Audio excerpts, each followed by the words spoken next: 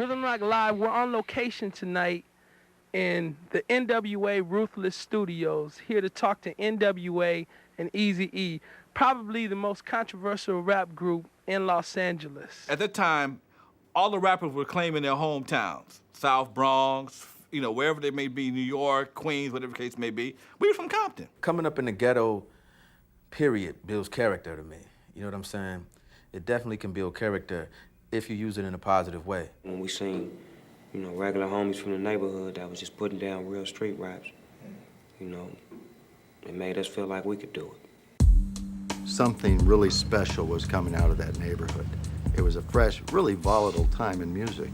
I liken it to Elvis Presley when rock and roll started, to when the Beatles came. It was something really special coming out of there. After a while, Michael Jackson didn't work. People didn't believe the hype. We didn't care. We didn't care. If they didn't feel it, with all of that trying to be shy nonsense, people weren't checking for that no more. Rap made it gritty. I think we're successful because we telling it like it is, and you know, that's what people want to hear because they sick of hearing about fairy tales and stuff like that. NWA to me was like anti-establishment. They was bringing, you know, South Central to the forefront and what was happening and, you know, drugs and the whole shot. I mean, they was hitting another element of a society that nobody else had touched on. They talked about being gangsters. Gangsta Gangsta was a big hit. Fuck the Police was a big hit. It's not what you know, it's what you can prove. When I went and got NWA albums, I bought them as a fan. You just see an all-star cast of people, of Eazy being the mastermind, Q being the rhyme writer, Dre laying down the tracks, the producer, and then you had Ren who played a supporting cast.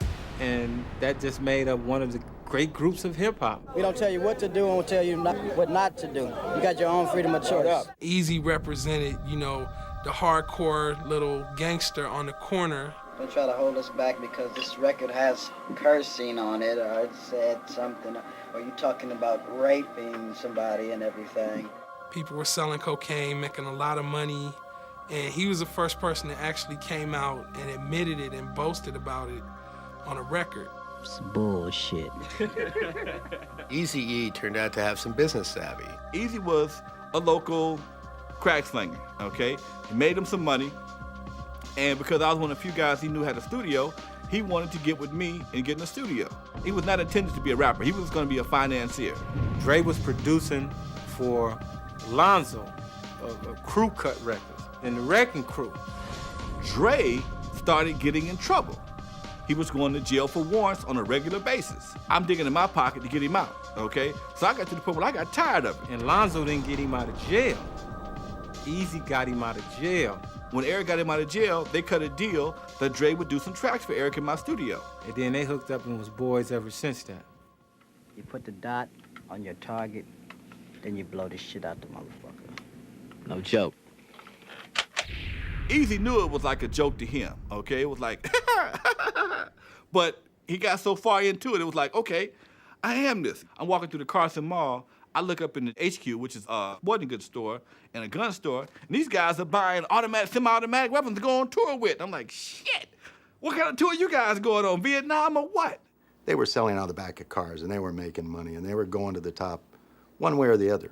We used to ride around in Eazy's Jeep all day and sell records to the, what they call swap meets out here.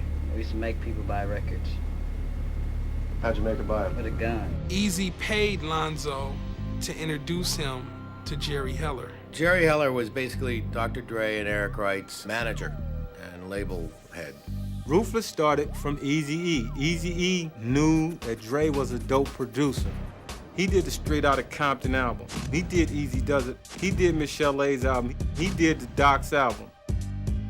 Dr. Dre was one of these guys that could take this raw street sound and turn it into the kind of magic that would hit to a wide audience of kids. They had a message that clearly was heard and felt by young people. All over the country, they had pockets of young brothers who sold dope and had to carry 9mm pistols, who had a lot of money that could relate.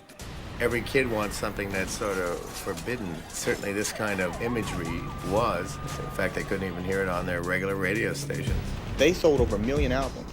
And we have to understand that with rap music, past 500,000, 600,000 albums, you go outside the black community. You had little white kids out there that was, grew up in Pop's Country Club, and they wasn't having it. They wanted to hear NWA. It became clear that there weren't just 10,000 kids listening to this. There was hundreds of thousands in each city. People sat back and seen an album that sold 1 million units that was never played on radio. And I had to question myself, how does this happen? How did this happen? What went on here? Now, when it starts making real money and it starts looking like some success is gonna come about, that's when the shit starts. Easy and Jerry wasn't paying Dr. Dre enough money. At that time, I was owed money, but they wasn't paying it. You know what I'm saying? I think they were trying to starve me out. As hard as you work for your money, there's at least 2 or 3 people out there working just as hard to get it from you. I was there when Dre told me he would sell his soul to the devil for $1 million. And I swear right now, devil got to have a receipt for his ass.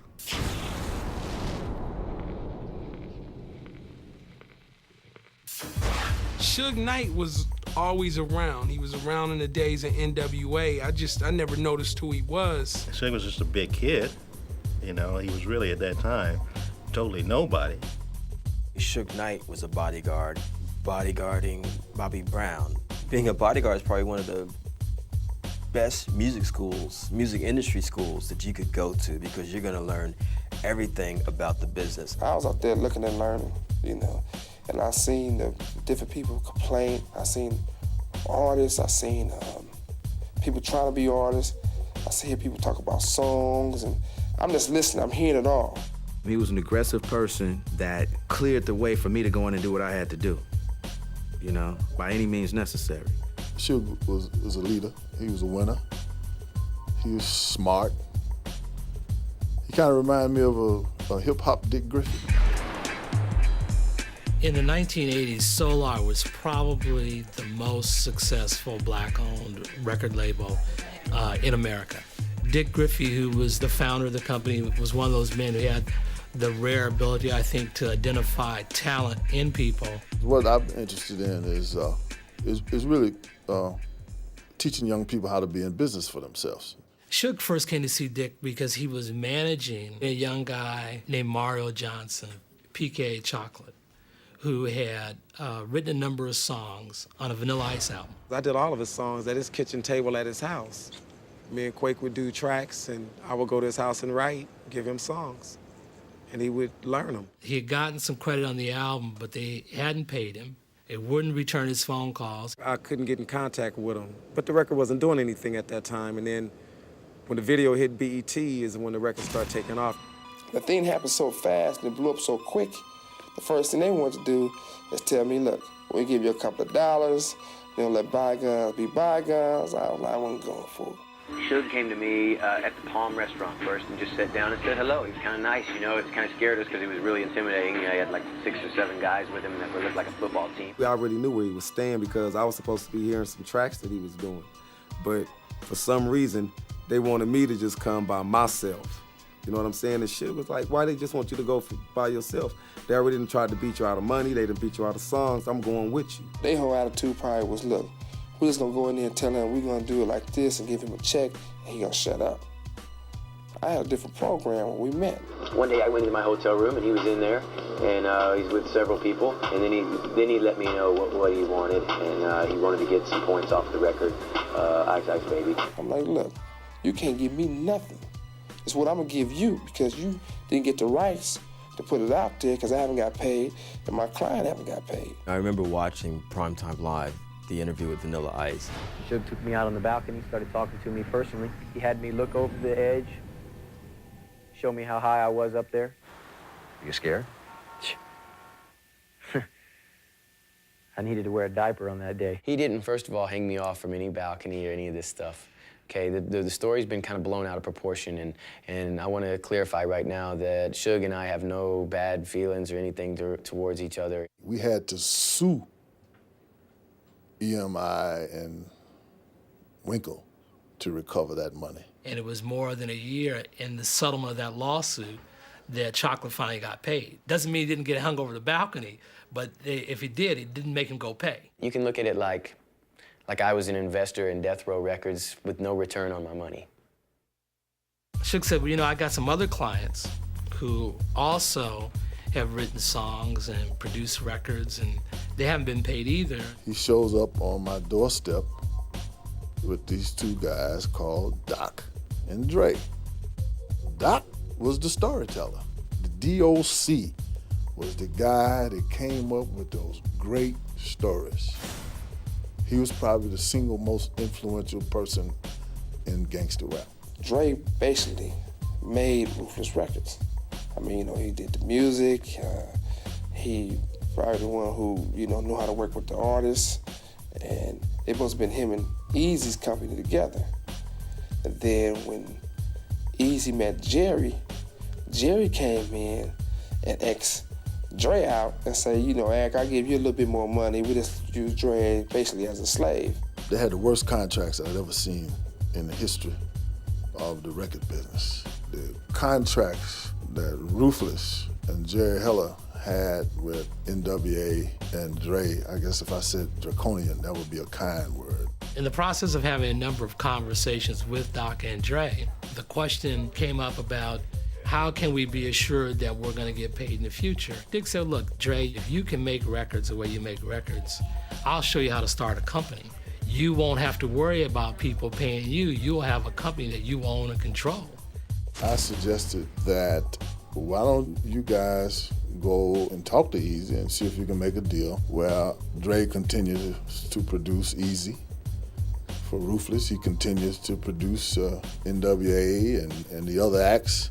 I was consulting for Ruthless, for Eazy-E, working through Jerry Heller. One day, Dre came in with Suge to my office in Hollywood and simply said they had left Ruthless, were starting their own company called Death Row Records. It didn't go down like we were supposed to, and so Eazy had to be persuaded to make some moves to make things happen. According to court papers, Suge and friends basically came in and told Eric and Jerry Heller Dre was leaving and they couldn't stop them, and that this was not just legal, it was physical, it was personal. The stories that Eric E. told was that they came in with baseball bats, threatened guns. Under threat of his life and telling him that they would kill his mother and that they were holding me hostage. Under those kinds of duress, got him to sign releases for Dr. Dre. I wasn't there. I wasn't in the room. But when Eazy-E said in the papers that me and the chairman of Sony, Tommy Mottola, was in the room with bats and pipes, he's obviously a liar. There's no question that we have substantial documentary evidence of a conspiracy here. Eric Wright, Eazy-E, filed a RICO lawsuit against them. It was the first time RICO had been used in the music business. RICO is a racketeering lawsuit. It's the thing that they use to get the mafia when they can't get the mafia leaders on anything else. Eazy's lawsuit contended that there was money laundering, extortion, threats, and violent intimidation. Not only was it charged against Suge and Death Row for stealing what was their top producer, Dr. Dre, it was charged against Sony Music. From day one, this label was born amidst a controversy that involved violence.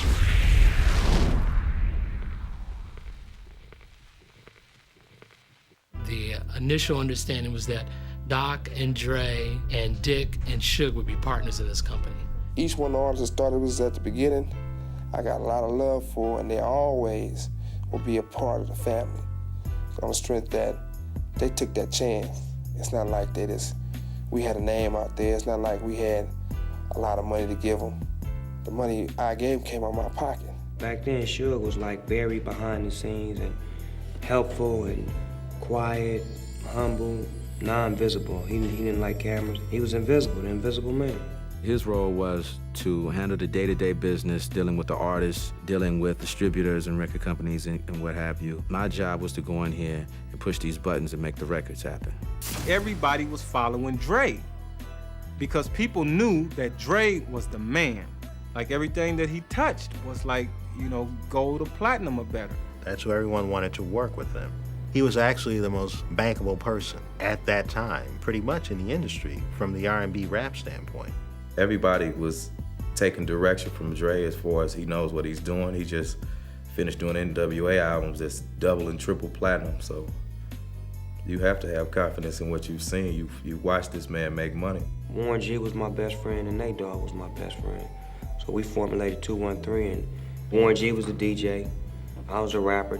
Nate Dogg would sing the hooks. We didn't have drum machines back then. All we had was records and turntables and a microphone. When Warren G called me on the three-way, was like, Snoop, I got Dre on the phone, cuz he liked the tape. He wanna work with us, cuz he wanna work with us. I said, nigga, stop lying. And he said, hello? I said, who this? He said, it's Dre. He said, man, that shit was dope, man. I wanna get with you. Come to the studio Monday. At that time, it was a dream just to be in the same room with Dr. Dre, you know? Dr. Dre wants us to come to the studio where he is. I'd have jogged up there if I didn't have a car. I wanted to appreciate the game and accept everything that was offered to me and learn and just be a student at the time. They were housed in my building, so they didn't have a lot of expenses. You have to understand that the greatest expense in making a record is the studio time. I didn't have a lot of knowledge about the rap or hip-hop scenario, so I kind of let them do their own thing. Some nights we used to stay up there all night and leave till like 5, 6 in the morning. I mean, it had a special vibe up there. You just wanted to be there. Even if you wasn't working on the song, you just wanted to be there because it had that atmosphere. It just was the spot to be at. It was right in the middle of Hollywood, and you know, it was just a place to be for us. And we was young, and we never really had been out of the neighborhood, and you know, we was getting a chance to see it all in bright lights. And this was the same studio that Shalimar, Lakeside, The Whispers, Babyface, The Deal, all of them recorded all their albums in the same studios.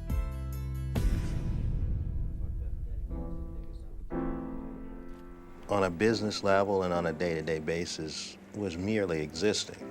It seemed like they were trying to find somebody to put some money into it or somebody to help them out. Money was hard to come by back then because there wasn't no structure, there was no label. And Suge Knight did all he could do at the time as far as, you know, go in his pocket, his bank account to get us money. Dre didn't really have no money. He was leaving NWA.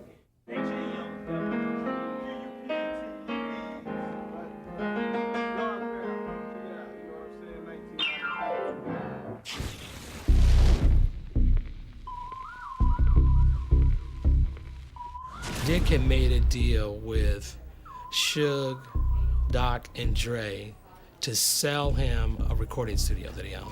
That was going to be something that they would own separate from the Death Row label because they wanted to have something that they owned. Suge came along and said he had found somebody to help them finance the purchase of the studio.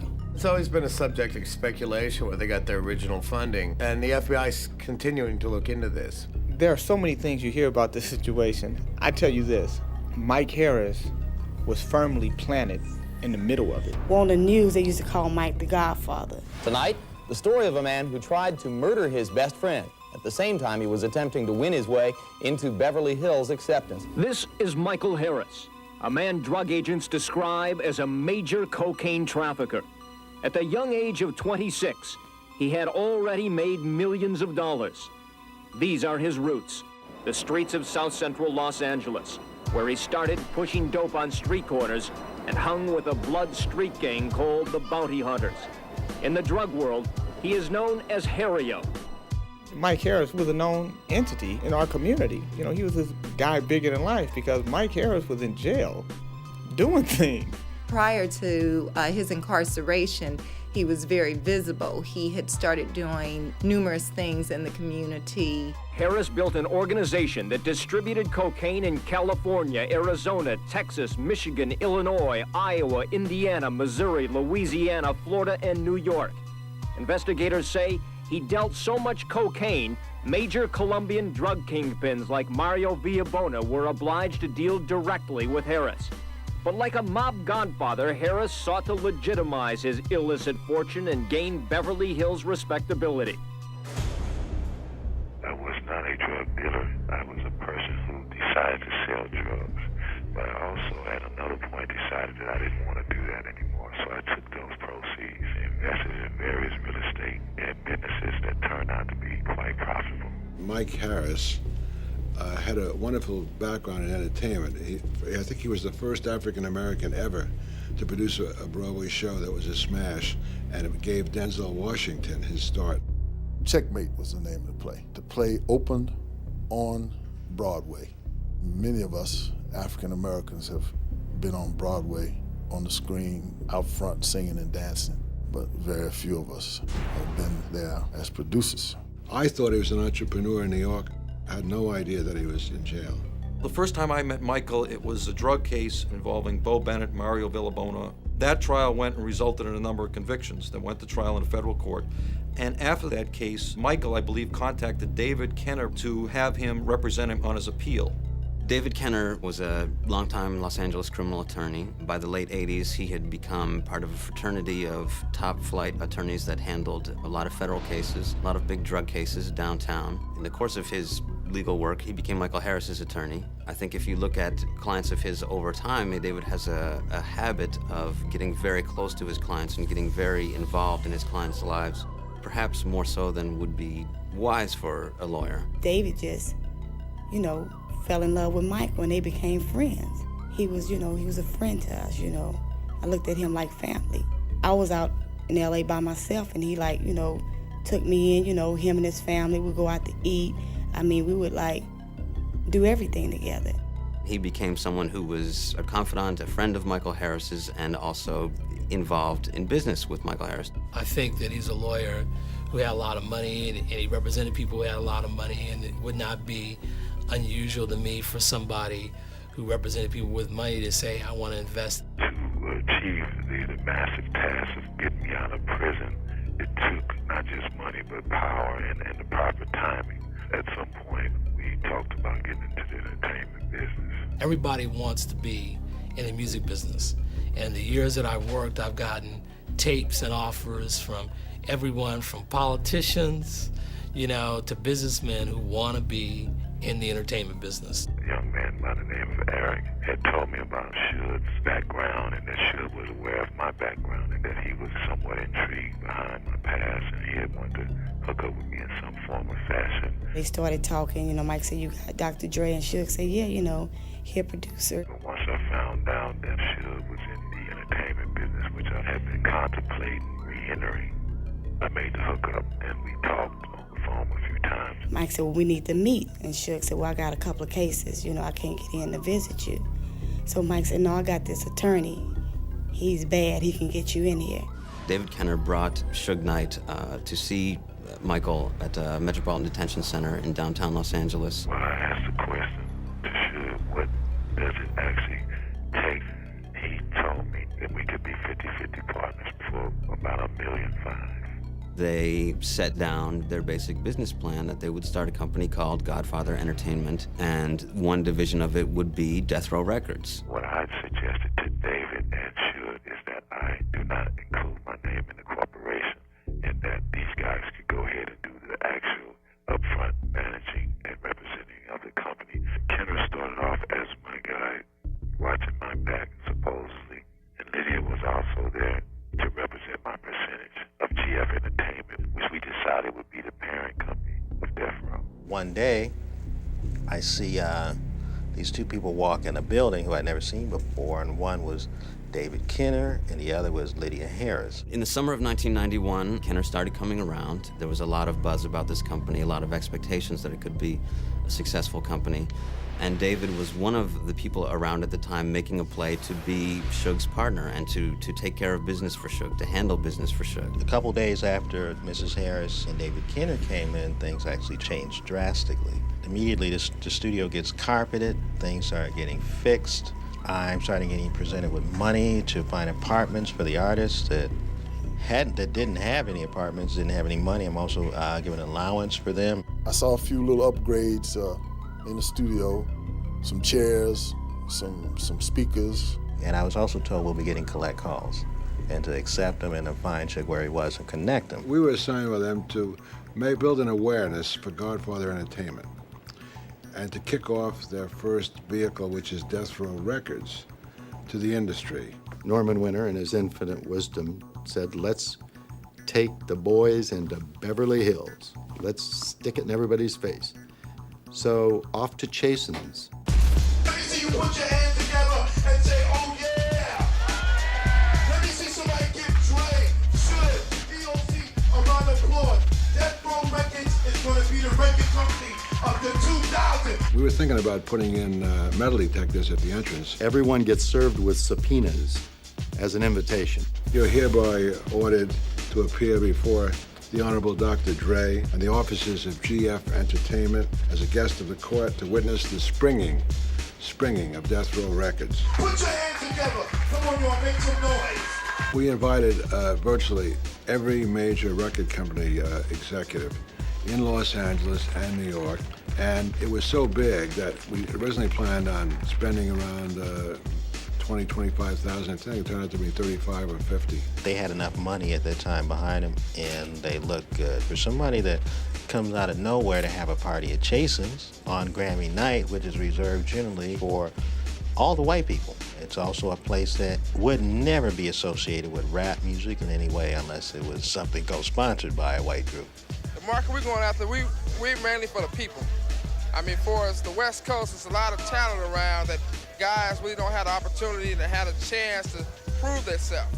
So far as GF Entertainment goes, with the studio and the films, we're giving all the youngsters an opportunity from all the neighborhoods where basically we haven't forgot where we came from. I personally interviewed all of the players that were there. GF Entertainment is a multimedia company. We have Death Row Records, we have a movie production unit, concerts, we're going to be doing pay-per-view concerts, and all kinds of exciting things. In the beginning, they was giving Mike his props.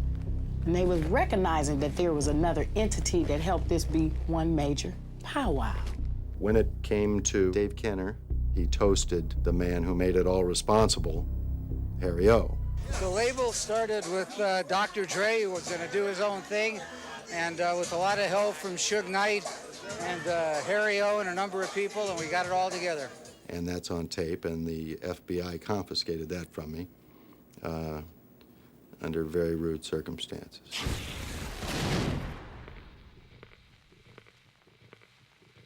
When Death Row was in the Solar offices, we pretty much gave over to the one floor. There were a lot of young street folks hanging out, but it wasn't what it became. Unfortunately, there was a lot of tension.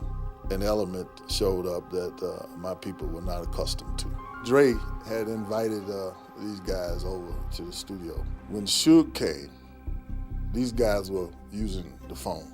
There was a phone that was in the studio that was reserved for me to call on. And Suge would make it clear to everybody that phone should not be tied up. Because of my situation, it was hard for me to communicate, so the phone could not be busy. So he told them, hey man, get off the phone. So the guy says to Suge, hey man, we were invited up here by Dre. And Dre told us that we could use this phone.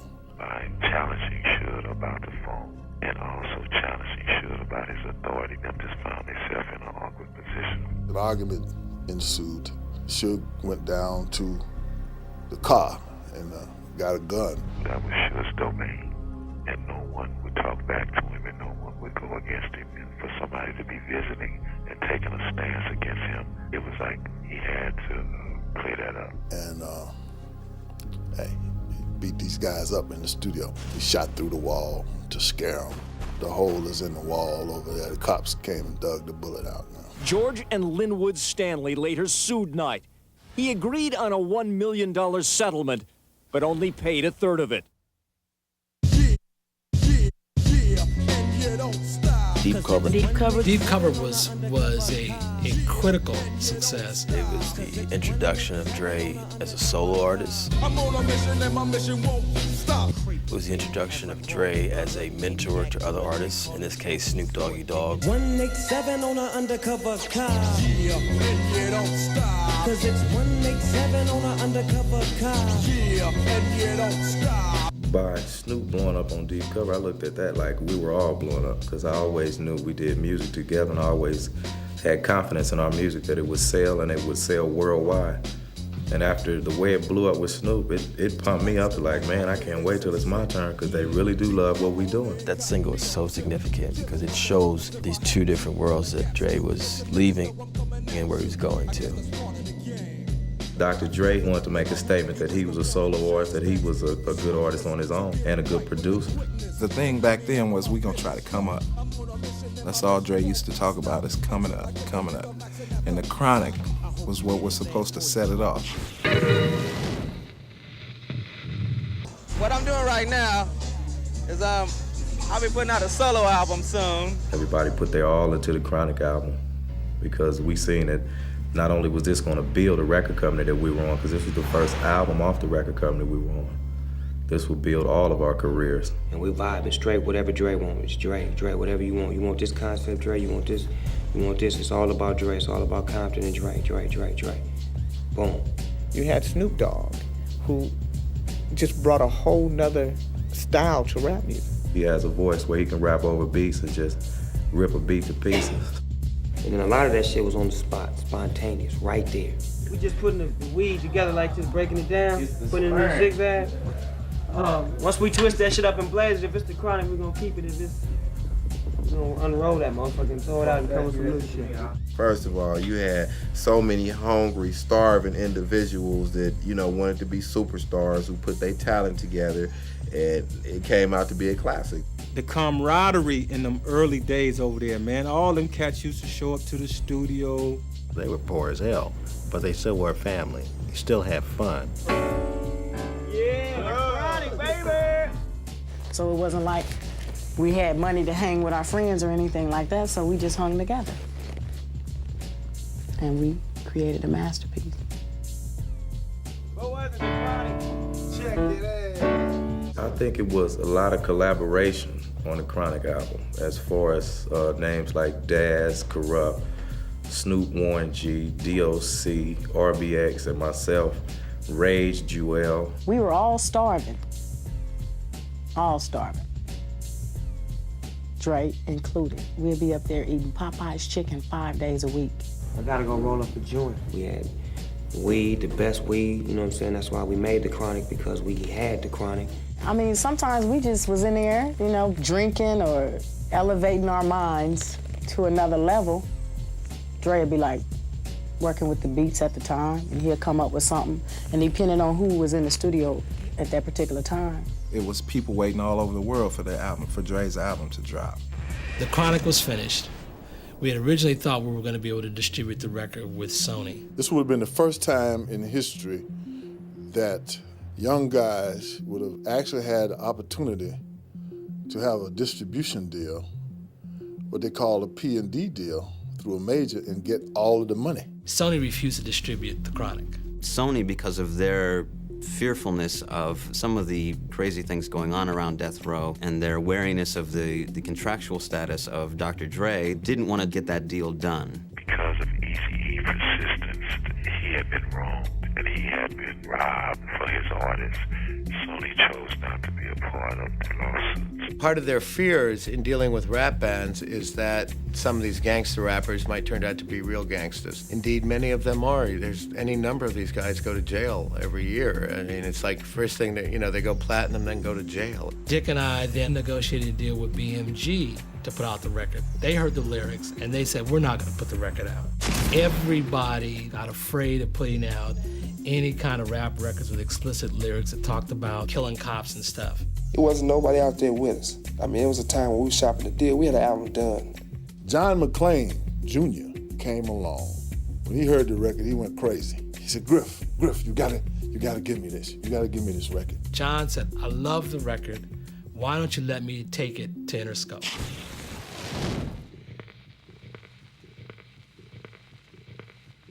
An opportunity appeared for a young, aggressive label to distribute Death Row. They had two established industry people to deal with, Jimmy Iovine, who's a superstar producer of rock records, and Ted Fields, who had been a movie producer and produced some hit music. They had some rather controversial acts of their own in rock, Nine Inch Nails. They signed Tupac Shakur, the other hottest rapper in the business. Interscope was out of business. They were getting ready to close the doors. Warner's, Atlantic, was dropping the deal, and Ted Fields was tired of pouring his personal money in there. So here comes Dick Griffey with the Chronic. Dick and I went and met with Jimmy Iovine, and we met with David Kahn, and we played them the Chronic, and they said they were interested in making a deal. So these guys told me, said, look, Dick, we're going to advance you $200,000. Well, in the meantime, what was going on is there was no more money. There was no cash flow. Friday, no money. Saturday, no money. Sunday, no money. Monday, no money. Tuesday, they advanced $100,000, for which we had to sign as a loan. By Wednesday, Suge and Dre are up at Interscope. Jimmy Iovine got a hold of Dre, said, see, Dre, they doing it to you again, Dre. These guys are taking advantage of you. They then got in touch directly with Suge and said, Griffey was here, he won't make us a deal, but if you bring us a record, we'll give you $1 million. The man, once again, had done the old divide and conquer. It's real lot of prejudice in the business, and people think it's so much black and white, but a lot of it is young and old. Most of our young people don't really know what's available for them out there, so that's how they get taken advantage of. Older guys, only thing they want to do is sit you down and say, look, okay, Suge, you say you're a young entrepreneur, this is what we're gonna do. Give me all the stuff you got. Give me your tapes, give me your masters, give me your groups. Now I'm gonna go over there and make you a deal. Suge didn't know contracts. He didn't know manufacturing. He didn't know publishing. But my opinion was, look, I ain't no punk. You don't gotta talk for us. We're gonna go in there to speak for ourselves. Instead of getting $1, we want $5. And our masters, and our ownership. What they ended up with is going over to Interscope and getting one of those regular slave deals. They took the kids away from the nest too soon. Interscope clearly saw the money. And this is the record business. And I think they were smart enough to see that whoever this guy Suge Knight was, and knowing the track record of this producer, Dr. Dre, and you had the legal mind of Dave Kenner there, they've got all tools in place. Everything that we need is right here.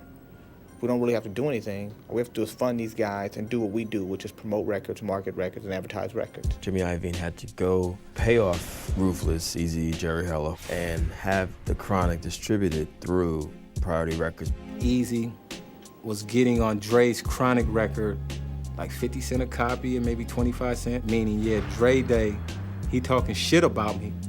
But every time Dre Day sell a record, I get 25 cents a copy. After they signed the agreement, I think they realized that they needed to leave, and they did. All of a sudden, they disappeared. Suge cut off all ties with, the people he was dealing with in the beginning, and we got a whole new office and a whole new crew. And that really became kind of the rupture of the relationship between Dick and Suge and Doc and Dre. The Chronic goes out and sells 5 million copies, generates $50 million that saved Interscope, made Interscope. We invented something that wasn't out there. So it was fresh and everybody wanted it, from the East Coast to the West Coast, period. You couldn't turn on MTV without seeing Dr. Dre. First time I performed songs for the Chronic was with Dr. Dre. And we did like a small little concert in Compton. And man, motherfuckers was singing every word of the songs. And it made me feel like, damn, this is my life right here. To me, it wasn't like, okay, Dre is advocating everybody smoke weed. He wasn't saying that. He was saying my album is dope. Do you understand what I'm saying?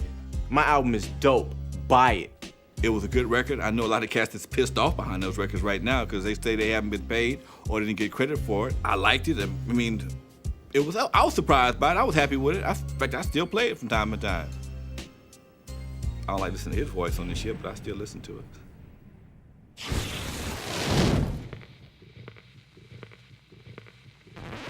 If you understand, what was going on in the street at that time and even now, word of mouth is everything, and Death Row became really hip on the street.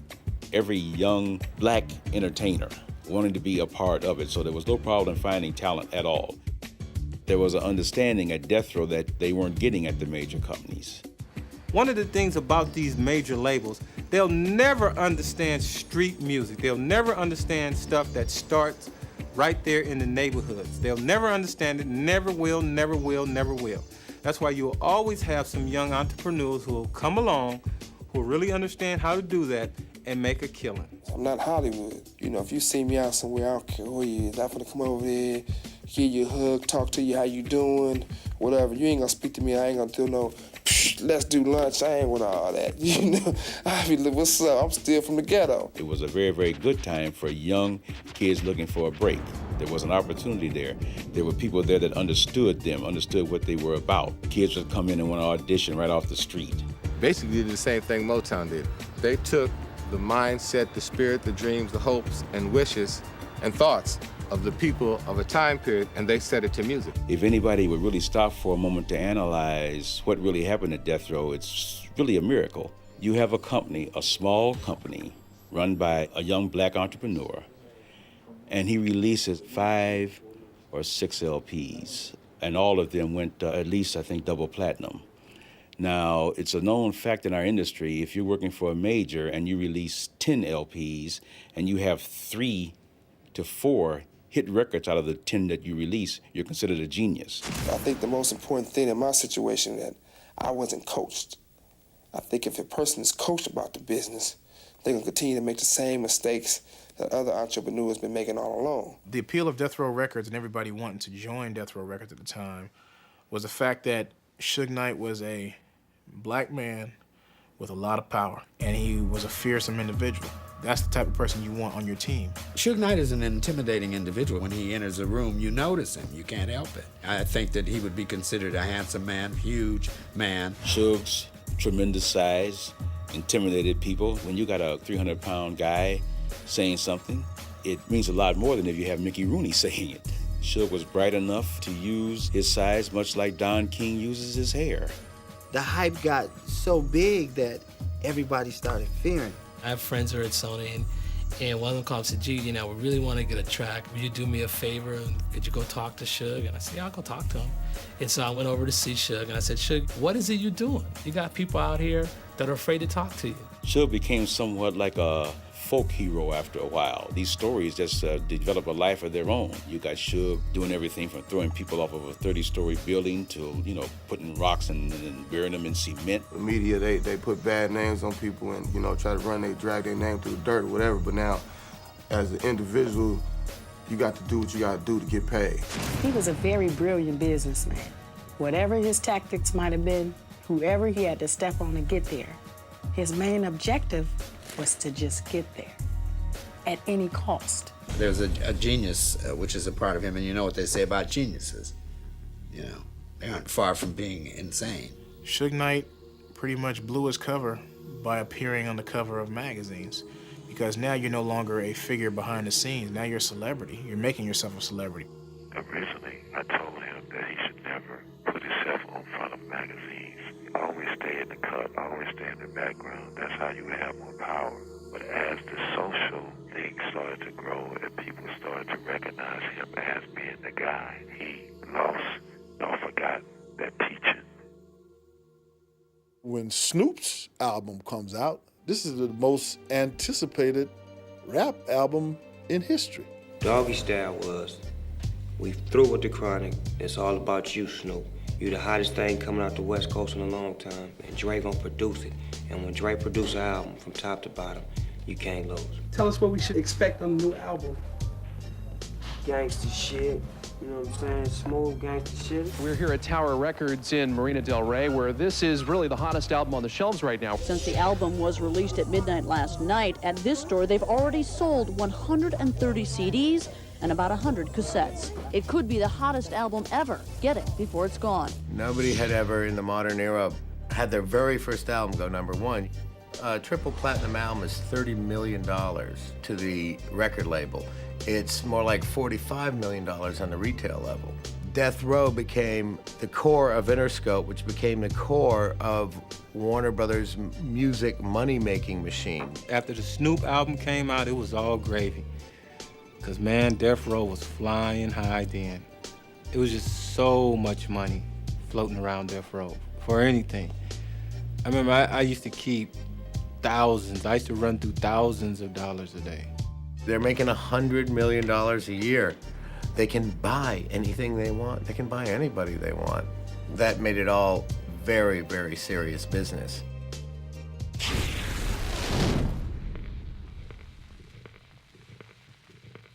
Rappers didn't give gangster rap its name.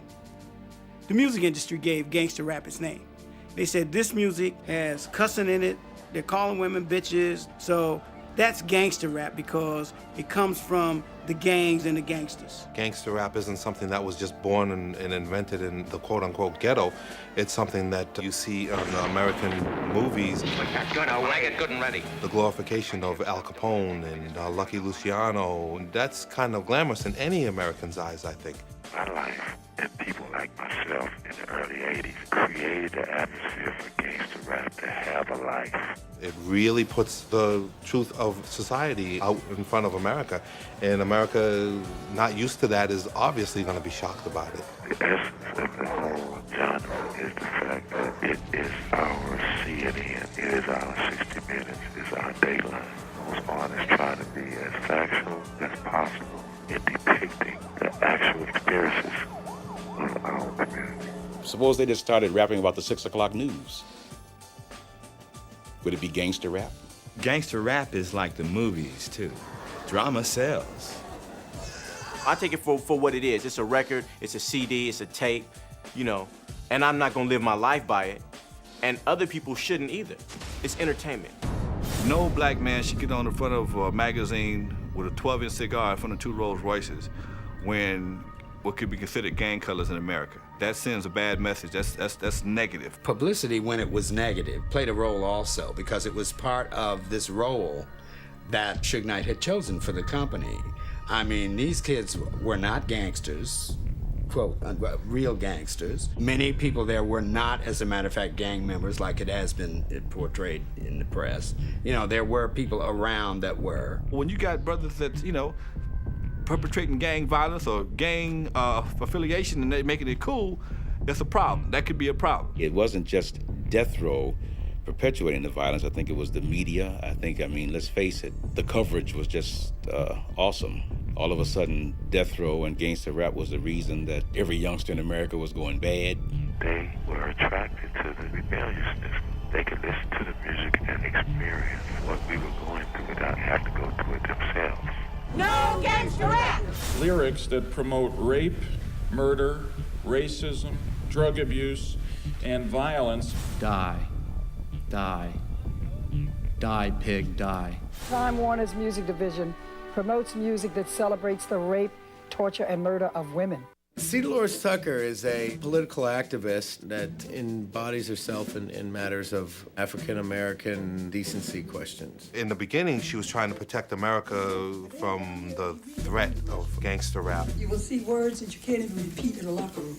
But by that point, the cat was out of the bag, and there's very little that she could have done. Doggy style.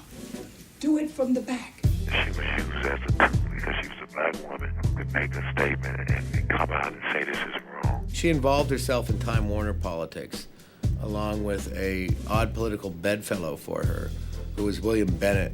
The moral obtuseness of Time Warner. We do not understand why they don't get it. These are right-wing conservatives, both of them. They are would-be censors. Both were attacking Time Warner, along with Dole. A line has been crossed, not just of taste, but of human dignity and decency. Now you've got a presidential candidate accusing Time Warner of debasing the nation for handling Death Row product. The mainstreaming of deviancy must come to an end. And I think we do have problems with the social fabric of this country right now. I do have trouble believing that it is caused by song lyrics or movies. Time Warner was also doing Ice-T. They got T off the label, but they were stuck with Death Row, and the numbers were so huge they didn't know what to do with it. They just put $120 million into it. They're getting all that money out and then some. They can't be seen by any of their artists to give in to political pressure whatsoever. If you do that, they'd never get another act again, and no self-respecting manager would ever sign with a label who they thought could be pressured for content. We, African-American women particularly, are tired of being called hoes, bitches, and sluts by our children who are paid to do this by Time Warner. She came up with an idea that she reportedly pitched to Fuchs that what if she started a label, a positive rap label, and got Suge to distribute Death Row product through her, with her as the watchdog of the lyrical content, to make sure that the messages were positive. Michael Fuchs, reportedly desperate to try and figure out a solution to this, apparently listened to her. She got Fuchs to guarantee $80 million if she could pull this off. She was trying to solidify a position with Warner Brothers by changing the nature of gangster rap and making it more like pop rap or children's rap, which is somewhat impossible. Interscope was not about to let Death Row go without a fight. Suge Knight also protected those artists lyrically, made sure that everyone was allowed to say whatever the hell they wanted to say. Whatever happens, we're gonna stand up tall and be more successful. Only thing anybody doing is making us stronger and better. No way he was gonna let C. Dolores Tucker decide the lyrical content of a Snoop Doggy Dogg album. That wasn't gonna happen. But they apparently thought it was. Michael Fuchs reportedly flew to Los Angeles in the Time Warner jet to Dionne Warwick's house, where C. Dolores Tucker's sitting there waiting for Suge Knight to come over to cut a deal that would make it tame Death Row Records. What she really wanted was a record company, or to have more involvement in that business. I mean, it is a very lucrative business. She had the wherewithal to see where this rap situation was going, how it had the nation really sort of unnerved. She was just trying to parlay it into something for herself, or she had been promised that it would be something for herself. Never have I discussed $80 million with them about any kind of business deal. The story goes that they waited 5 hours, Michael Fuchs, C. Dolores Tucker, and at Dionne Warwick's house, that Suge never showed up. Suge went right back to Interscope and said, do you know what these guys just tried to pull? So Interscope then promptly sued Time Warner and promptly sued C. Dolores Tucker for interfering with their contractual relationship. Time Warner has decided to get out of the gangster rap business by selling its 50% share of Interscope Records back to that company. Made the right decision, the morally responsible decision, we think, and we believe that by their action, divesting themselves of Interscope at some financial loss, they have set a standard for the entire entertainment industry. I commend them for it. I think they are going to be a good corporate citizens. Death Row Records was at the center of controversies, and if the Republicans had had their way, would have brought down a president. That's how big the controversy got.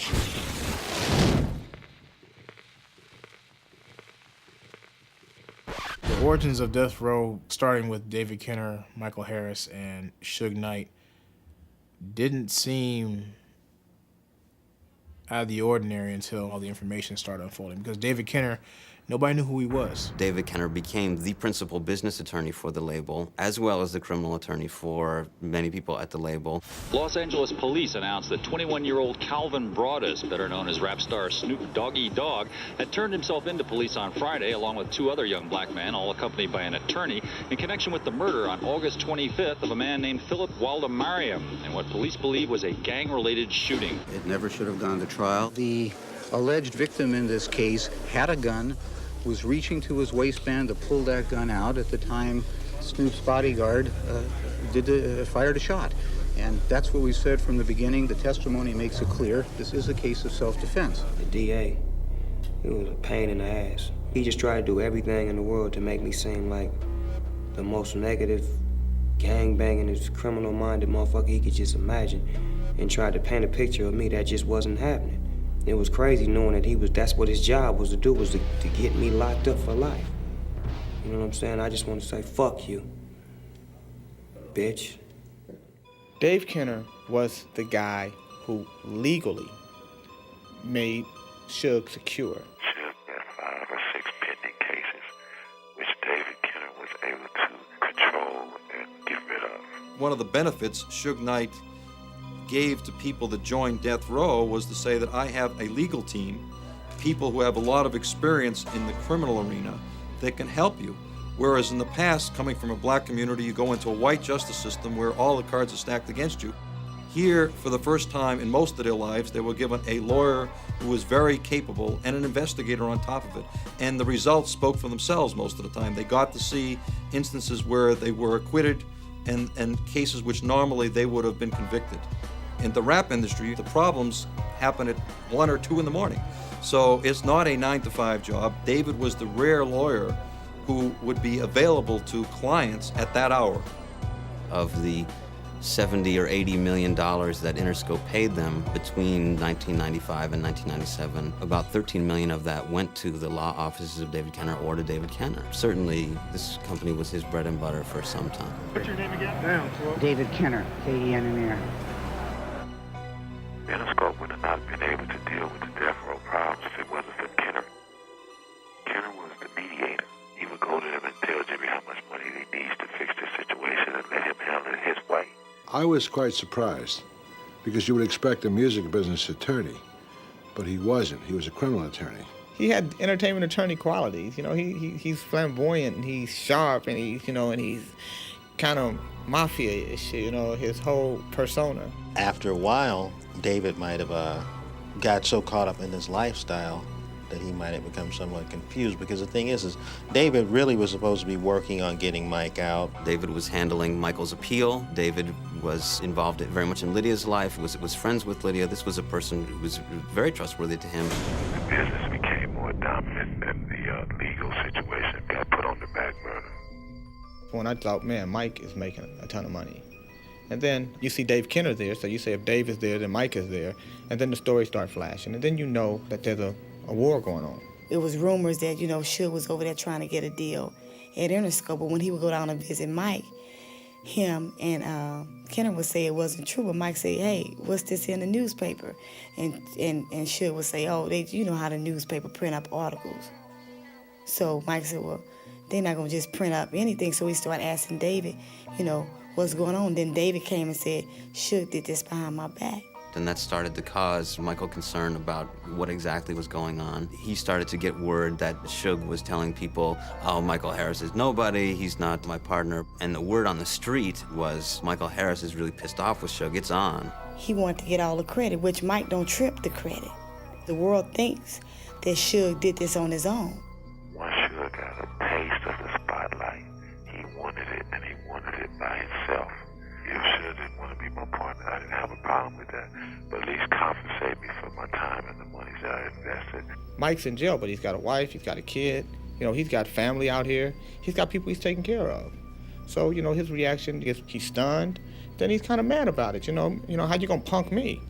The phone was never blocked because we always had cats calling from the pen. Harry O wasn't the only one. But after a while, I even remember, and I think it was because of Harry, that they then blocked the phone where it couldn't take no more calls. David Kenner started off to play these guys against each other. Once the rift between Suge and Mike happened, Dave Kenner had to pledge allegiance one way or the other. Throughout this time, even if Suge was denying his partnership with Michael, denying that Michael had any role in the company, David would be going up to visit Michael and saying, oh no, everything's okay, there's no problem, everything's fine, we're gonna get this taken care of. It reminds me of the Brutus and Caesar. At some point, Michael gets a hold of the incorporation paperwork of Death Row Records, realizes that Suge and David Kenner had set up a different company of Death Row Records that was independent of this GF Entertainment Michael had a hand in. And I think Michael began to suspect that things were not so kosher with their partnership. They had both crossed me, the person that brought them together. He the one told Dave, hey, look at this, man, that guy Suge. I like him. Go talk to him. Okay, a record comes, okay, I give you this amount of money. You tell him to do this. Okay, then him and Suge talking. Suge going to visit him. Suge, check this out. Put it down like this, man. Put it down like that. You do, David, you do this part. Keep him out of jail. You make sure you keep him out of jail. That's how Suge got all them probation and stuff. Dave fighting like he crazy. Keep him out of jail because Mike telling him to. Keep him out of jail. But guess what? Soon the money come in. Who? Harry-O. They turn to Scooby-Doo on it. Who's that? Mike said, well, where's the money at? And they said, it's going to be 60 to 90 days, before we see a royalty check. So those 60 and 90 days turned into a year. I would send my representative to the office at Interscope to make arrangements to collect. I went over and met with David Korn. He said, well, what if we don't pay you? And I told him, I'm not threatening you, but I'm going to go on national TV and tell what really happened. Everybody knew Harry O wasn't no joke, okay? And everybody knew Harry O had chips. All you gotta do is be no joke and have chips, and you can get somebody handled. That's when Michael typed up a letter. Michael put his concerns on paper in the form of a lawsuit that could have been filed, that was never filed, laying out his grievances as to how he had been a founding partner in Death Row Records and had been denied his fair share of the proceeds. That lawsuit was shown to Interscope, and Interscope paid a fairly generous settlement to make it go away before it ever got filed. The last meeting I think I had face-to-face with Kenner was when I was going to sue Interscope. He felt that I was right in what I was doing, but the time was wrong. That next day, I got a call. They told me that Mike was in like a wheelchair. His mouth was twisted. I mean, he couldn't even walk. He couldn't even use his hands. He couldn't do nothing. I said, what happened? And that's when the doctor said he had Guillain-Barré. And I asked Mike, I said, well, did, Kenner give you anything? David is as smooth as you want to be and as vicious as you want to be, given the scenario.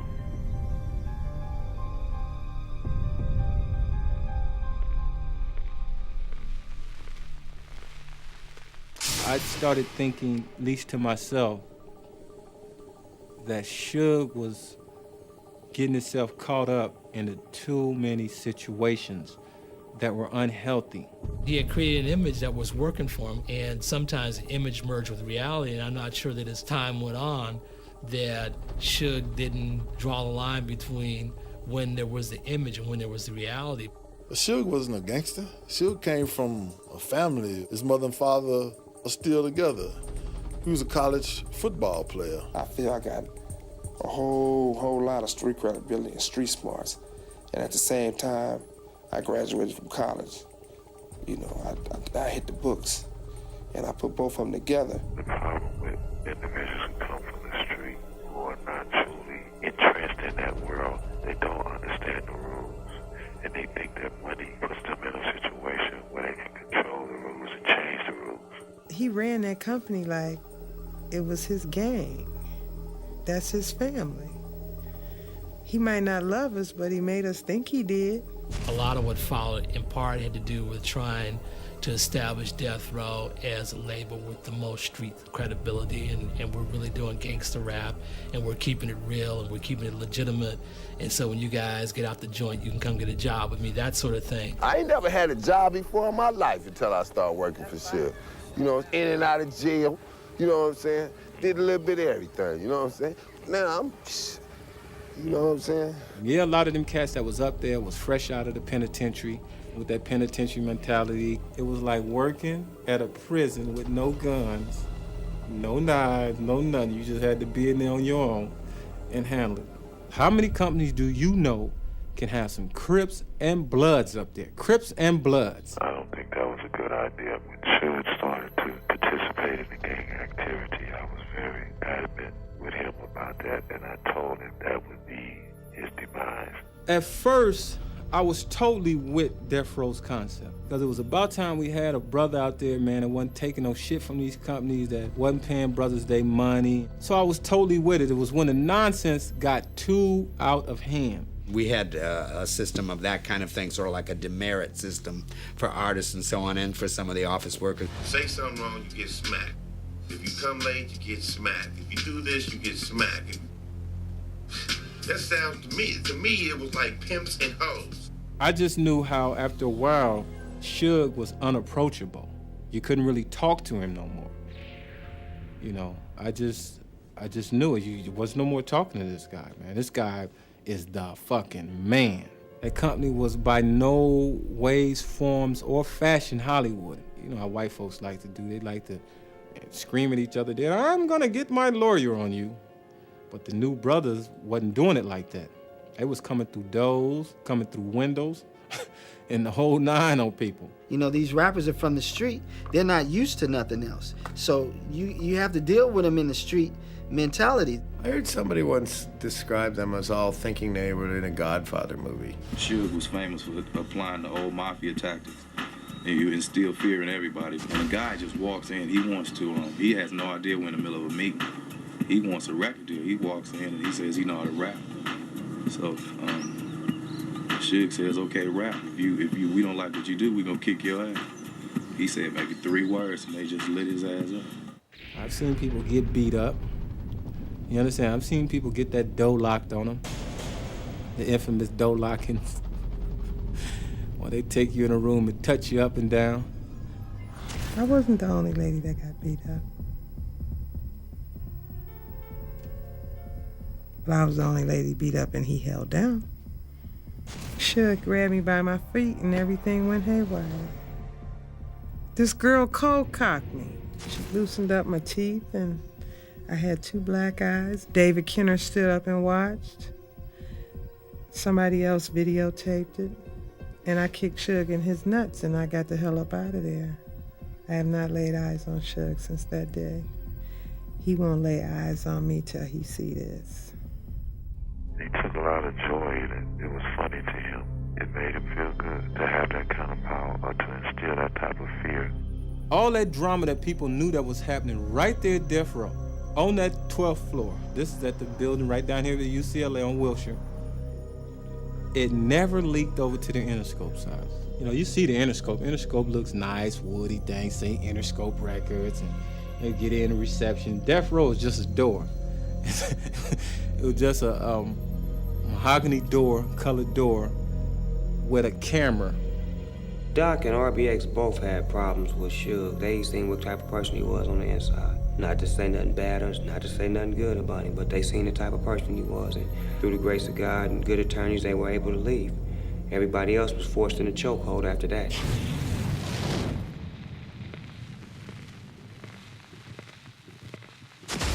Tupac Shakur was not before his time, but one of a kind of his time and era. He was a movie star, and for him to be doing street stuff gave him like sort of a Marlon Brando edge. The outlaw, it was living life in some romantic Ernest Hemingway world where you lived out your art. He had that almost uncontrollable, defiant attitude. I got a big mouth, can't help it. I talk from my heart, I'm real, you know what I'm saying? Whatever comes, comes. But my controversy probably. And it's not my fault. I'm trying to find my way in the world, you know, I'm trying to be somebody instead of just make money off everybody. Tupac's gift was the ability to take somebody else's pain and story and translate it. We, as rappers, bought that violence. We bought the violence that we seen on the street, we put in our records for years. And after 3-4 years, people finally starting to see it because of all the statistics that's going on in the streets. If we stop talking about it, then they wouldn't take statistics. And when they stop taking statistics, then we'd be killing each other in the street and these white people wouldn't care no more. He would definitely give you something to think about. I know some of y'all white folks and some of y'all black folks don't appreciate what we're talking about, but this is the only way we got to make money. And if you don't let me make my money on the streets, I guarantee you I will make my money on the streets. A lot of people say the same things or have said the same things as Pac, but Tupac made it believable. Because at first I always thought he was just a crazy, arrogant little idiot. But I didn't really know how deep he was. We have to be honest about the tools that we use to survive. And why is a black life any more recoupable than a white life? You know what I'm saying? We know that they don't put the same security in the ghetto that they do in the whites in the white neighborhoods. What I saw in Tupac was someone who had a desire to be successful, and he only had 2 or 3 avenues. One was rapping, one was acting, and the other was going into the movement that his family came out of. His mother was a Black Panther. All of the anger, frustration, and everything that she was dealing with and what was going on with her at that time in her life was feeding right into him. When Tupac was a kid, for punishment, she would make him read the New York Times cover to cover. And at the end of the day, he would be quizzed on everything he read out of the paper. Tupac, well aware of what his mother had gone through, brought that into the 90s because nothing had changed in the 60s to the 90s as far as he saw with his race of people. I don't know how to be responsible for what every black male did. I don't know. Yes, I am gonna say that I'm a thug. That's because I came from the gutter and I'm still here. I'm not saying I'm a thug because I want to rob you and rape people and things. I'm a businessman. I mean, you know I'm a businessman because you find me at my places of business. Tupac was a star in Interscope.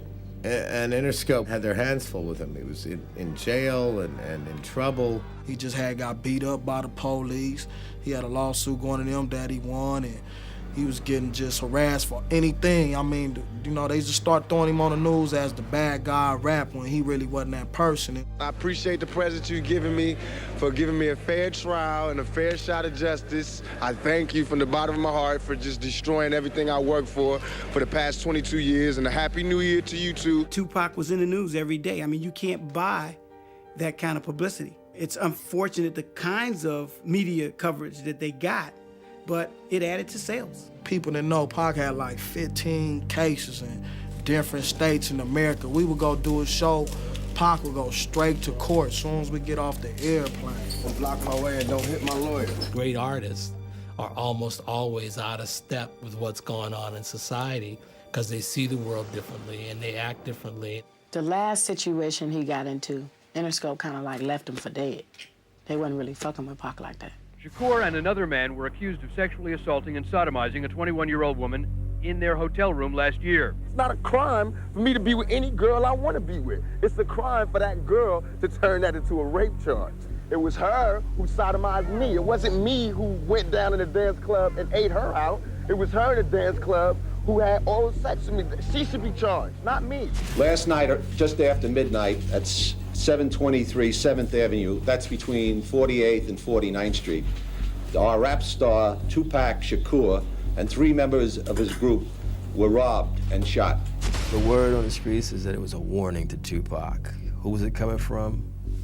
In a bizarre twist of events, rap singer Tupac Shakur checked himself out of Bellevue Hospital late Wednesday night after the 23-year-old was shot 5 times early that same morning inside the lobby of a Times Square recording studio. Shakur had appeared in court today but had little to say about being shot. Mr. Shakur, how are you this morning? After 3 days of deliberations, the jury has finally decided the fate of rapper Tupac Shakur. Guilty on 3 counts of sexual abuse, he now faces 1.5 to 4.5 years in prison. The main impetus for the incarceration of Mr. Shakur was from City Hall. Mr. Giuliani himself. Being 23, being black, and last name being Shakur in America, he never had a chance.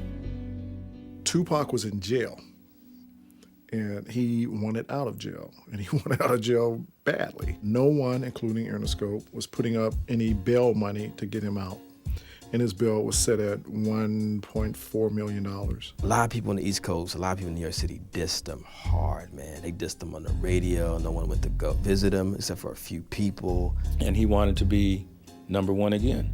So where else do you go but to where the other #1 people are? Death Row Records had been trying to get Tupac for some time. If you got Suge Knight dangling in front of you, you know, freedom, money, power, respect, can get you out of jail. Obviously, you're gonna go for it. You got a scared young man, first time behind bars. He's supposed to be back there for 4 years. Pac promised him in return, you get me out of here, I'll put Death Row on the map. My first CD will sell 6 million copies. And I don't think it's a coincidence that Suge wanted him on Death Row Records so badly, because even though Snoop was a huge star, he didn't have what Tupac had, that kind of icon presence like a James Dean or Elvis. Now, I heard that he had Pac sign a contract on toilet paper. I don't know how true it is, but I know when Pac came back, he was ready. Tupac got out in September of '95. He went to Death Row Records this day he got off the plane, and they laid down their first track for All Eyes on Me in 15 minutes. This album is more celebratory of life,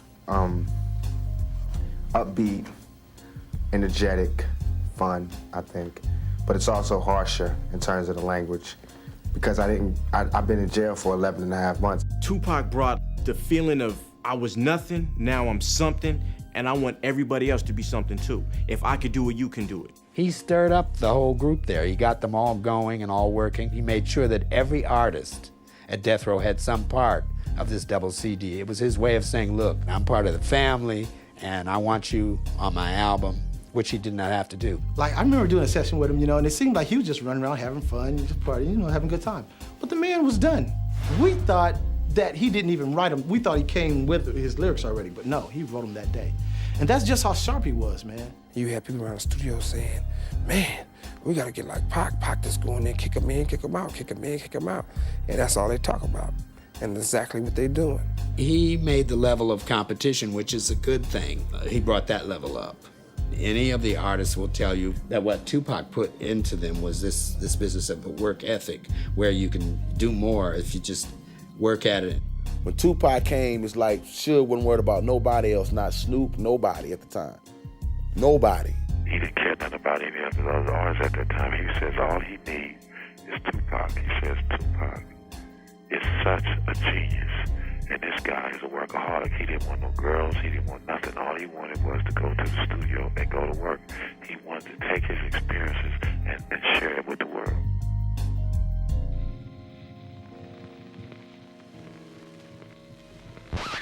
Around the time that Tupac got out of jail, Sean Puffy Combs was about to become, I would say, the East Coast version of Suge Knight with Bad Boy Records. You know, his first big artist was the Notorious B.I.G.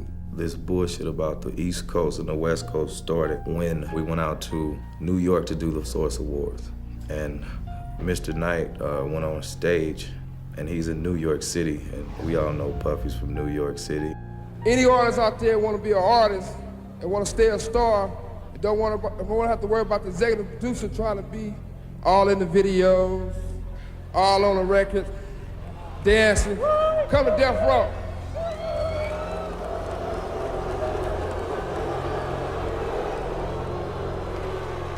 I mean, the whole crowd started booing, and then I thought to myself, like, why would you do that? The East Coast don't love Dr. Dre and Snoop Dogg. The East Coast ain't got no love for Dr. Dre and Snoop Dogg and Death Row.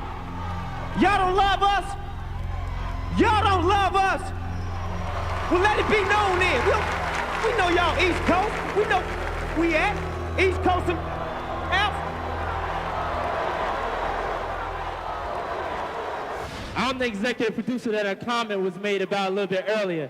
But check this out. Contrary to what other people may feel, I would like to say that I'm very proud of Dr. Dre, of Death Row, and Suge Knight for their accomplishments. And all this East and West that needs to stop. It was so personal. Puffy was a good friend of mine. There's enough room in this business for two young black males who are entrepreneurs to exist. I mean, can you imagine if Al Bell and Berry Gordy were fighting, or if the Temptations had beef with the Four Tops? I mean, it sounds fucking retarded when you think about it. The Four Tops got beef with the Temptations. Marvin Gaye and Smokey Robinson were fighting at the Grammy Awards last night. I mean, think about that for a second. A lot of people on the West Coast felt that we have always had love for the East Coast. You know, they can come here and break their records. They come here and play at the clubs. You know, they come do in-stores. We do the whole nine with them East Coast cats. And we go out there and we don't get that same love. I remember New York DJs at parties refusing to play West Coast records. They country, they're Bamas, they wear jerry curls, they can't rhyme, they're whack, it's not danceable. It was the media that blew it up, you know.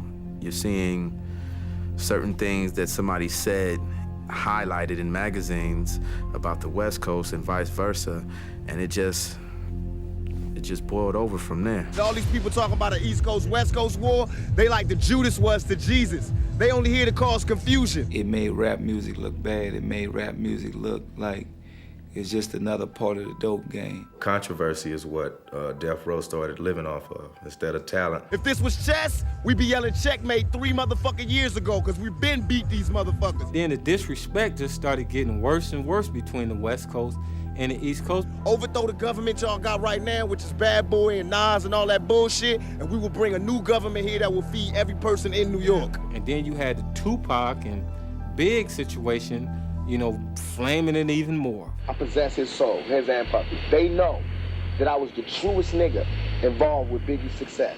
I was the biggest help. I was the truest nigga. I don't write his rhymes, but he know how much he borrowed from me. He know how I used to stop my shows and let him touch the show. Let him blow up and do his whole show in the middle of my show. How I used to buy him shit and give him shit and never ask for it back. How I used to share. How I used to share my experiences in the game and my lessons and my rules and my knowledge on the game with him. You know what I mean? He owed me more. He owed me more than to turn his head and act like he didn't know niggas was about to blow my fucking head off. He knew. But for me to know, like, 3 weeks ago this happened, and then 3 weeks later your album's coming out and you are fucking done in your album. But you don't know who shot me in your fucking hometown? This nigga's from your neighborhood, and I gotta find out by myself, and I don't even call myself a Don, I'm just a capo. From the west side, and I'm on the east side in jail, and I know who touched me, and I know everything that happened. Tupac was wrong in blaming whoever the individual figures were who actually had something to do with it in New York and making it into this whole New York City thing and then this East Coast, West Coast thing. And I think that he definitely had someone in his ear, probably Suge, exacerbating it. It sells records. It continues to get media attention, which sells more records. Tupac had claimed to have gone out with Biggie's wife, Faith Evans. This was a great humiliation, reportedly, for Biggie. It was all over. We were in Manhattan shooting a video. Biggie Smalls had gotten on the radio station, and Biggie said that I cannot believe that New York is allowing Tupac and the Dog Pound to shoot a video in our city right in the heart of Times Square. The words out of Biggie's mouth was Tupac and the Dog Pound. And it wasn't. It was Snoop and the Dog Pound. Tupac was not with us. Snoop at the time was having his hair braided, and all of the artists was in the trailer. And then all of a sudden, gunfire. Someone shot into the trailer. They weren't shooting in there to say, get out. They were shooting there to kill someone. There was a shift in Tupac Shakur's lyrical content. He, at first, was more political, then at some point he became more street. It was West Coast versus East Coast. The person at Rikers Island was very reflective and he's gonna change his life and everything. This new person was like, fuck New York, fuck the East Coast. Sugar's the man, he takes care of me, he's flashing money in front of the MTV cameras. It was like, wow, it was Jekyll and Hyde. One of the songs was a song called Hit 'Em Up. It talked about killing the bad boy camp, different artists. It was a lot of threats. I go, Pac. I go, did you hear what you said? He was like, yeah, nigga, I wrote it. Okay, we're gonna need some more security, and you need to start wearing a vest.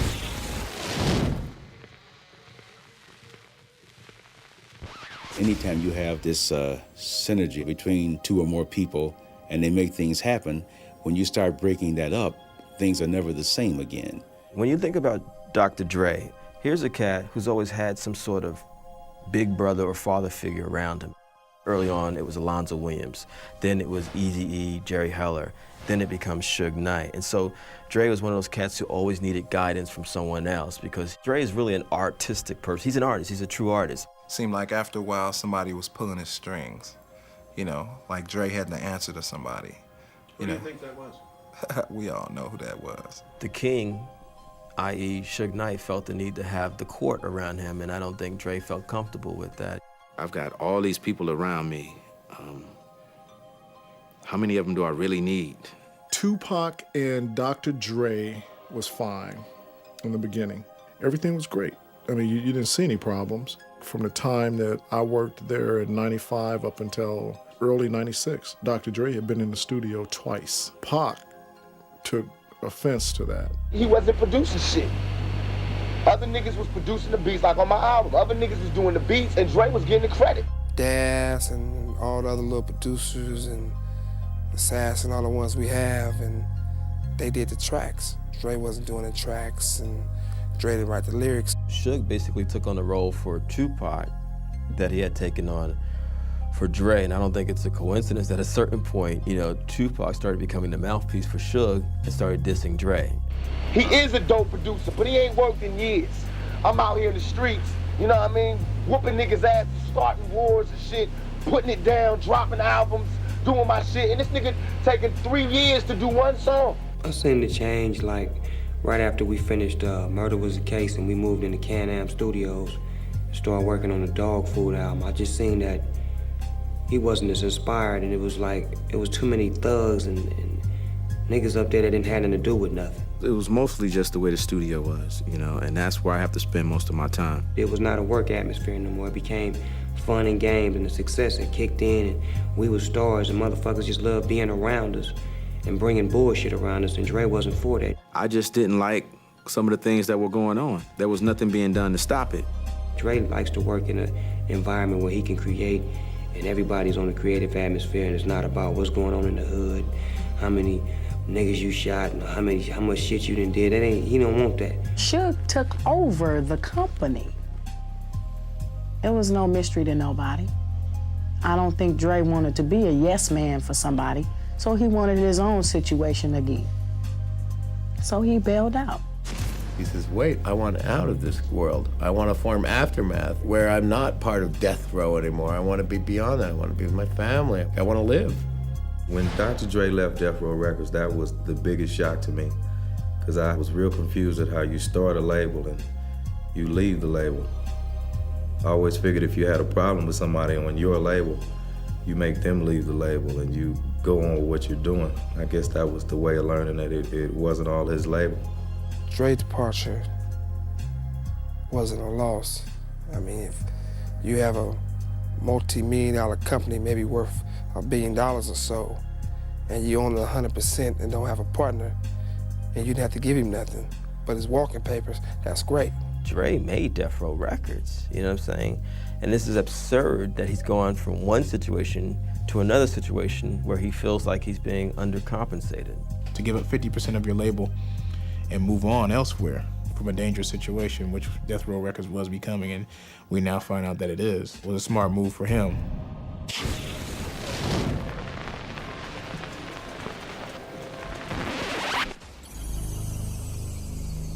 September 7th, we were just leaving a fight. Tupac, Mike Tyson, friends, we're at the fight. And we go backstage to leave the building. Immediately after coming from backstage, one of Suge's homeboys came up and whispered into Tupac's ear. Pac took off running. There was a gentleman standing with a MGM security guard by a pillar as Tupac was approaching him. Now, when I think about it, the guy was standing there waiting, and Pac ran up on him, and a fight broke out. Orlando Anderson and a couple of Suge's homeboys had gotten into a fight at the Lakewood Mall in California back in April of '96 over a Death Row chain, because there was a bounty on the Death Row chains. The same person that had gotten into altercation with Orlando Anderson in the mall whispered into Tupac's ear, and it caused this fight. They were beating Orlando Anderson up on the ground. Tupac, Suge, and the rest of the entourage, they're pretty much bragging about what had happened. We get back to the Alexo Hotel. So we go up to Tupac's room, he changed clothes, come back downstairs. We're all just standing around. And all the women are coming out, everybody's ready to go over to 662, the after party. So Tupac turns to me and says, no, don't ride with us. He hands me the keys and says, you go drive the little homies, because we're going to the club, we're gonna be partying, and you're gonna drive us. So I said, okay. Pac and Suge get into the BMW. We get back onto the Las Vegas Strip. Suge's the lead car, I'm the car right behind him, and then there's just cars all behind us. So we turn right off of Las Vegas Boulevard onto Flamingo to go down to 662. As we approach the next stoplight, which is Koval in Flamingo, there is a car coming down the open lane that is next to myself and the BMW. As the car is approaching, I turn and I look to my right, and I see the car, and it's a white Cadillac. It kind of had moved over, and I would say closer to the BMW, probably about that close. And an arm just comes out and just starts firing. Heard the shots being fired. Pac stood up to try to get in the back seat to get out the way of the shots. That's how he got shot in his hip, which hit one of the bones and traveled to hit his lung. I grabbed him and said, get down, and covered him. When I pulled him down, that's when I got shot in my head. So you hit? He said, I'm hit. So I'm driving like a madman to a hospital. And the first thing he said, laughingly, jokingly, loudly, is, I need the hospital? You the one shot in the head. Coming up next on the 10 o'clock news, his lyrics, his life reflected a gangster lifestyle. Tonight, Bay Area rapper Tupac Shakur is dead of gunshot wounds. Been all over the media, all over the news, all over the radio. Hundreds line the streets outside a Nation of Islam school to pay their respects to the slain rapper. The first things I started hearing were rumors that Suge had Tupac shot because Tupac was thinking of leaving the industry. And I started to laugh when I heard that. I said, you know, the problem with this is why would someone like Suge have the shooter shoot across the car so that the bullets would hit him? There are so many different layers to the story, and it's so tragic. Tupac Shakur is one of those kids who's really one of the great creative forces of our ages. He wasn't just a rapper, he was a kid who was really insightful. He has said, I didn't want to go to Vegas anyway. He goes, I almost didn't even come. That day was going to happen. It was the destiny of his life. He had the thought of not going, but he went because his destiny was to die that next day. And it's just a shame that another brother gets lost as a victim of his music. If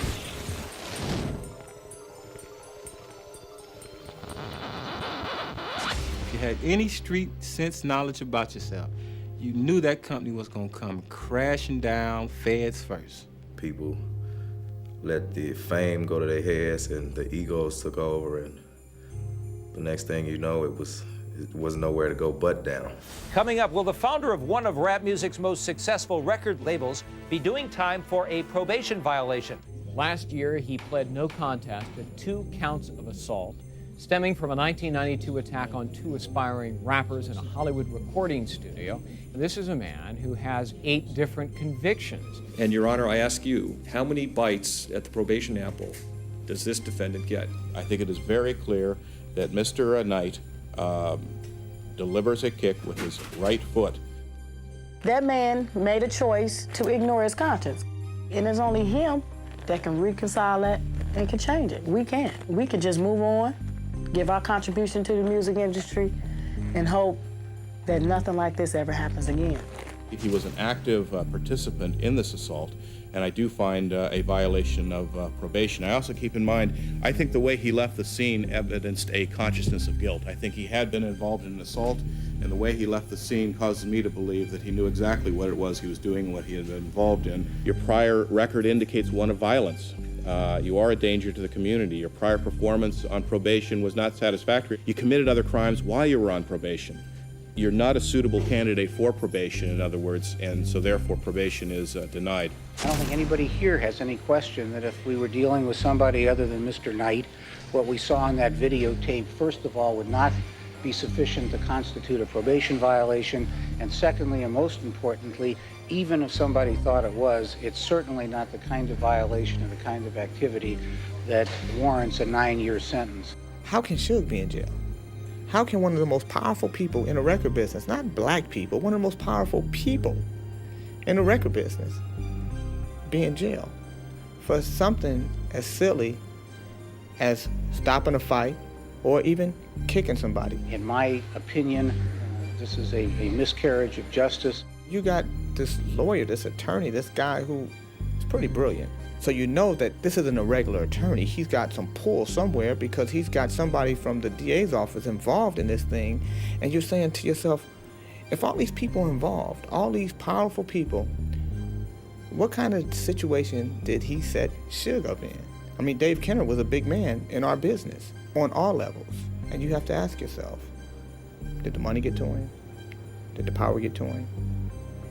You got to ask yourself, is Suge thinking about this? Is he sitting in jail saying, is this guy really on my side? Suge Knight was and is death row. And for me, without Suge Knight, there is no death row. If Suge has grasped all that has happened to him, I think he could come out and again start up Death Row Records and start a record company that would be more viable than ever. They will be legends no matter what happens, but if they continue to go on, no telling what kind of influence they may have had on the inner city youth in America. When you have guys that have the ears of not only black America, but white America also, you can call some shots. Anybody can sell 4 million records, 5 million records.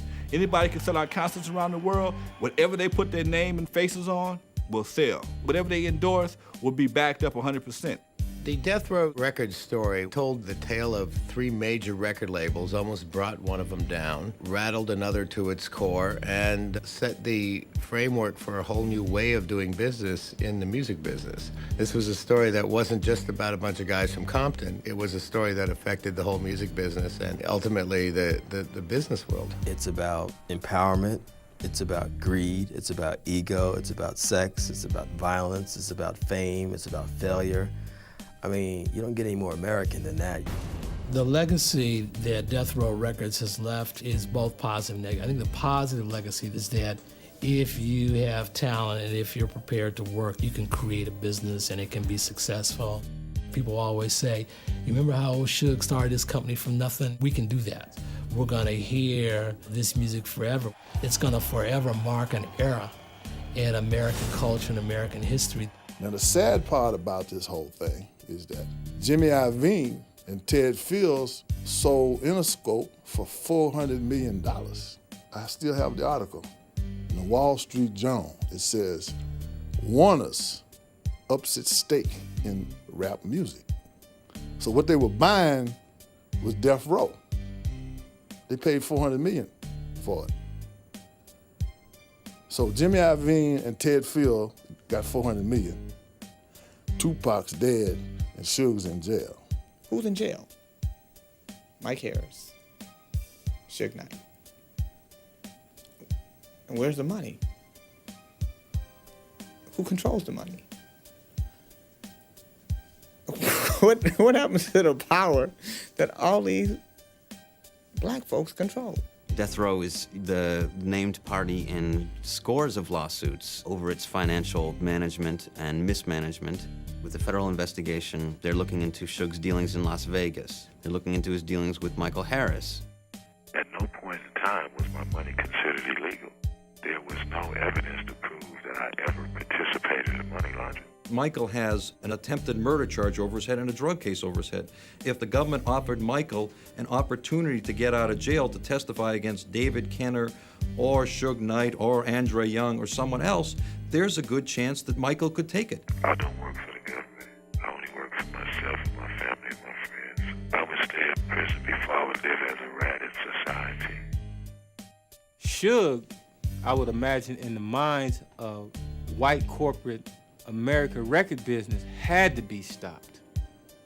He had to be stopped. When we start taking the money that we make in the streets, however we do it, if it's hustling bottles, selling bottle tops, selling a bag of weed on the corner, however we do it, when we do it and we start realizing, you know what, let me find something legal to do, that's when it becomes a problem. They don't want us legal. They rather we, because they feel like if you selling dope, you ain't gonna never really get rich unless you the man sitting next to the goddamn man. It'll be hard to dig up and find who started what with what kind of legal money, but they wouldn't want to do that. If they were to take Death Row right now for Suge Knight, what about Atlantic Group? What about Interscope Records? They made more money than Death Row did off of Death Row. If Death Row was founded by drug money and Death Row made money, and Interscope made money, Atlantic Group made money, you take everybody record company. You don't take just the black man's.